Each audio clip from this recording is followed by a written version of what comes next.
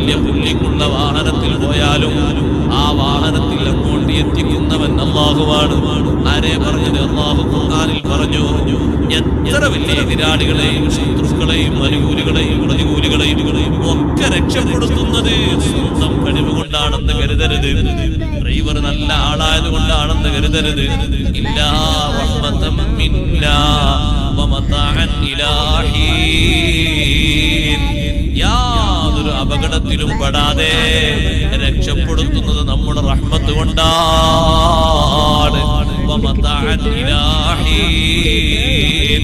ഒരു ടൈം വരെ സുഖിച്ച് ഭൂമിയിൽ ജീവിച്ചോട്ടെ എന്നുള്ള നിശ്ചയം കൊണ്ടാണ്, അല്ലാഹ് അങ്ങനെ നിശ്ചയിച്ചത് കൊണ്ടാണ് തൊട്ടു മുന്നിൽ അപകടം വന്നിട്ടും ഒന്നും സംഭവിക്കാതെ പോയത്.